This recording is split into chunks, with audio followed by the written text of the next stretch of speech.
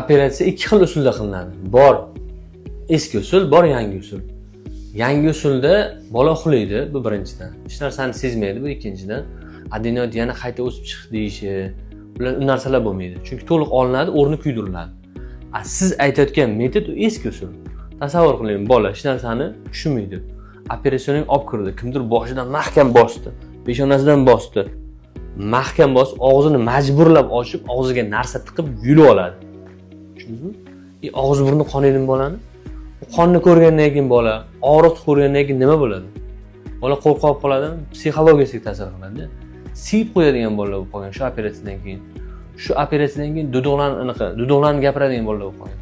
Shu operatsiyani hisobida, to'liq olinmaganlik hisobida qo'rqib qolgan. Bolalarda operatsiya so'zini eshitsa, vohmaga tushib yig'lab baqiradi. Chunki operatsiya so'zini o'zi eshitgandan sirazi miyasiga ana operatsiyaga olib kirgan, qonagan, og'zini majburlab kimdir bosgan, baqirgan, shunaqa narsalar ko'zimga keladi.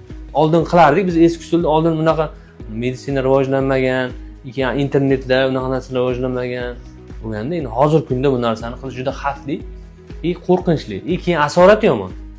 Asoratini davolab bo'lmaydi. Masalan, bola duduqlanib qolsa, operatsiyadan keyin davolab bo'lmaydi. Dimog'ida gapiradigan bo'lib qolishi mumkin bola.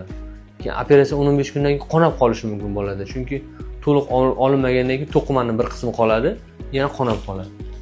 O'shaning uchun siz aytayotgan joyda mesne qilinadi. Ular biladi narkozda qilinishini. Nima uchun mesne qiladi? Pul arzon. U masalan 2 millionlik operatsiyadan tasavvur qiling. Bu doktor 100 ta operatsiya qildi. 100 tadan 20 ta asorat berdi. 20 ta asorat bu javrda. Bitta bolani kimdir katta qiladi, duduqlanib qolish yoki siyib qo'yish, u davolash juda qiyin narsa. Bizda u 100 ta operatsiya qildi, inshaalloh 100 tasi ham asoratsiz o'tdi. Bu natija yaxshi. Mayli, ozroq qimmat bo'lishi mumkin, chunki apparat biz sheverda olamiz. Shever o'zi, shever hozirgi kundagi narxi 10 ming dollar. Shever apparatining o'zi 10 ming dollar turadi. Har bitta nasatkasi 700-800 dollardan. Bu nasatka xolismi yo'qmi buziladi.